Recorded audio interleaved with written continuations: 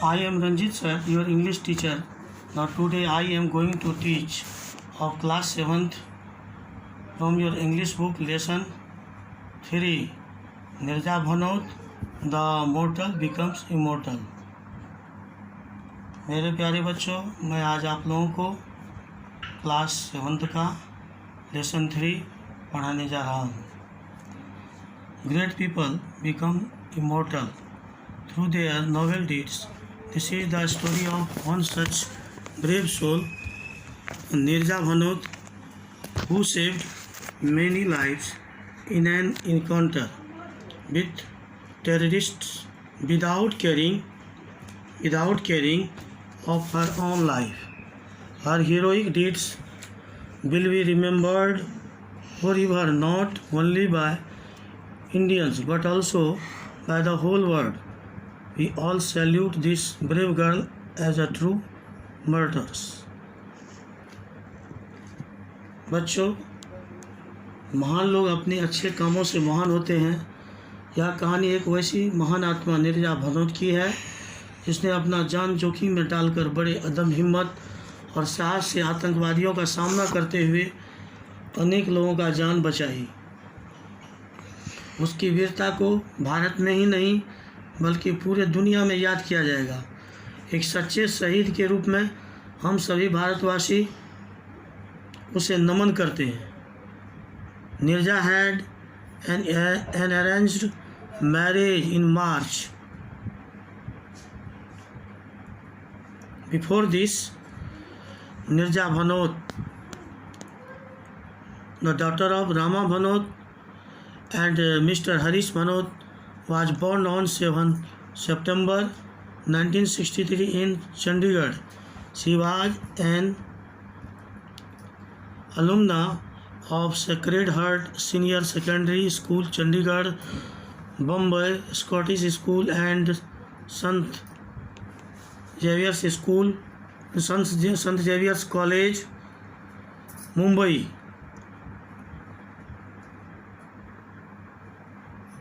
रामा भनोत और श्रीमान हरीश भनोत की बेटी निर्जा भनोत का जन्म 7 सितंबर 1963 ईस्वी में चंडीगढ़ में हुआ था.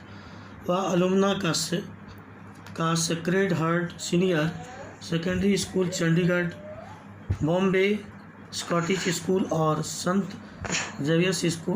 जेवियर्स कॉलेज मुंबई से अपना पढ़ाई पूरी की.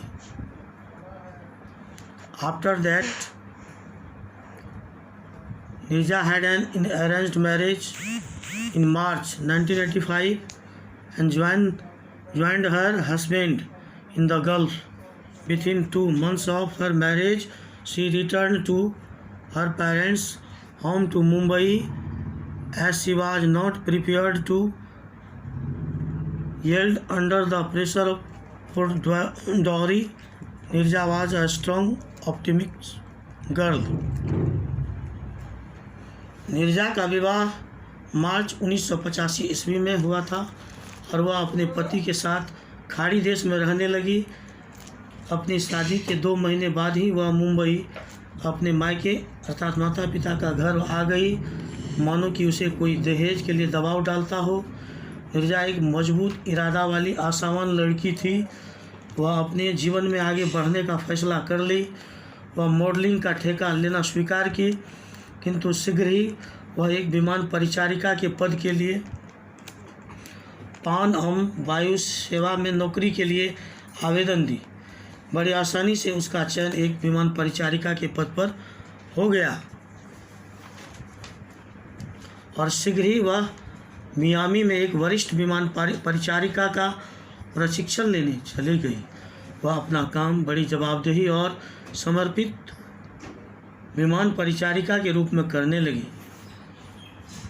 On 5 September 1986, senior flight purser Nirja boarded the Pan Am Flight 73, little realizing what was in store for her.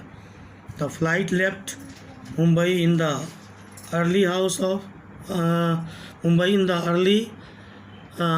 of the morning and landed at Karachi at 5 a.m. She flight was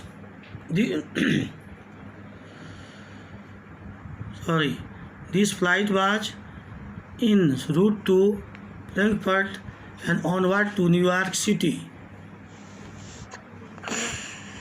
5 सितंबर 1986 को नीरजा एक senior विमान परिचारिका के रूप में पान आम flight 73 पर चढ़ते ही एहसास करने लगी कि उसके स्टोर में क्या था। फ्लाइट मुंबई से सुबह सवेरे रवाना हुआ और 5 बजे पूर्वाह्न में कराची पहुंचा। यह फ्लाइट फ्रैंकफर्ट होते हुए न्यूयॉर्क जाने वाला था। यह प्लेन उड़ान भरने वाला ही था कि तब तक नीरजा को लगा कि प्लेन को लीबिया के अबू नाइडल आतंकवादी सरगना के 4 हथियारबंद आतंकवादियों के द्वारा अपहरण कर लिया गया। जिस समय उसे ऐसा लगा कि 4 हथियारबंद आतंकवादियों द्वारा अपहरण किया जा रहा था, वह जल्दी से हड़बड़ाते हुए विमान चालक के पास गई, जहां वह विमान चालक सदस्यों को इस बात का सूचना दी। एक आतंकवादी ने उसे पकड़ने के लिए जोर लगाया, किंतु जोर से चिल्लाकर किसी तरह हैजक कोड का वह व्यवस्था की। उसके साथी विमान परिचारिका कोड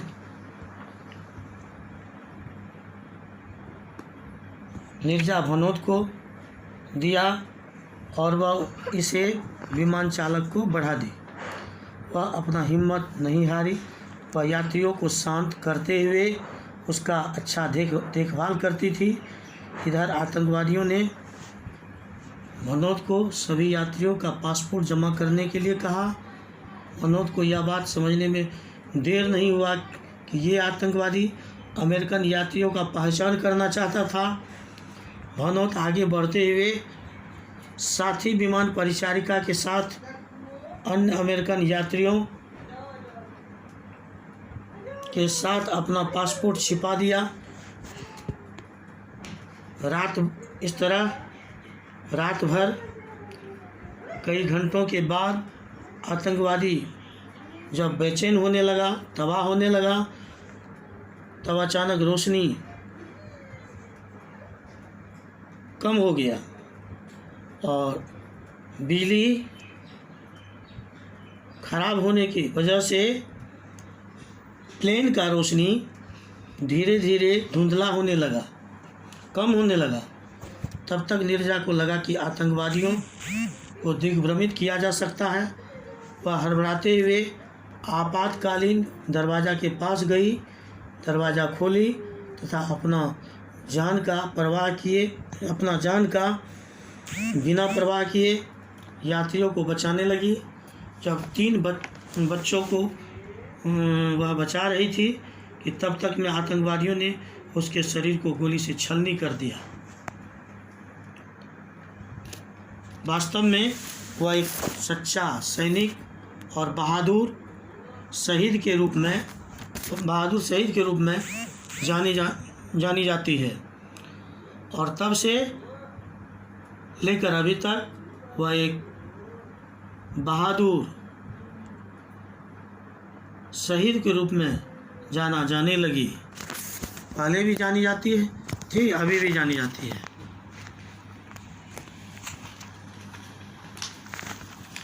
एक अंतर्राष्ट्रीय नायिका के नाम से भी जाने लगी।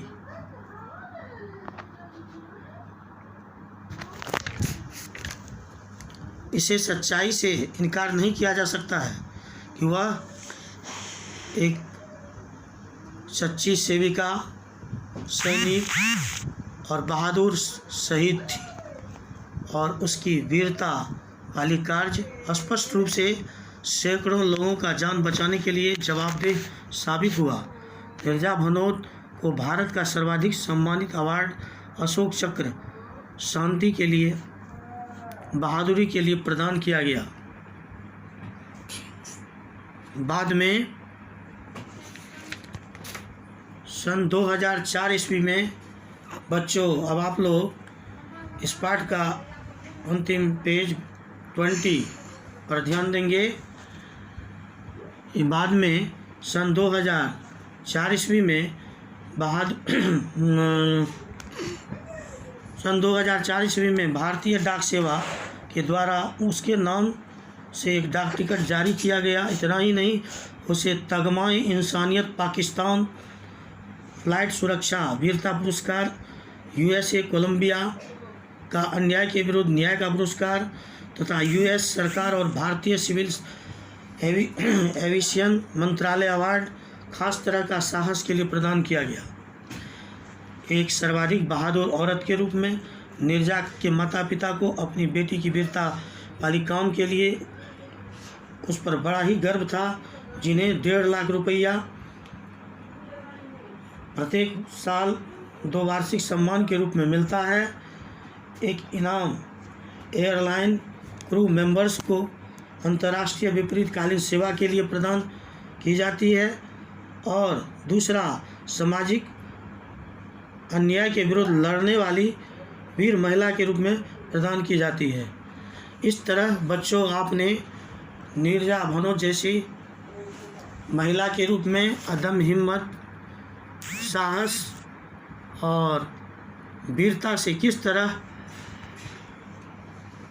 इन्होंने आतंकवादियों का सामना करते हुए हजारों यात्रियों और बच्चों का जान बचाते हुए, अपना जान का परवाह नहीं करते हुए जान दे दी। So, the teaching of this chapter, we should be always remember, we should not lose our courage in difficult situation. We should be face more difficult work, more and more difficult situation with great courage. Then we will be get success in our life. हमें किसी विपरीत परिस्थिति में पड़ने के बावजूद भी अदम्य हिम्मत और साहस से उसका परिस्थिति का सामना करते हुए समस्या का समाधान करना चाहिए और डरना नहीं चाहिए। यही हमारी मानवता है और हमें अपना कर्तव्य को नहीं भूलना चाहिए। थैंक्स।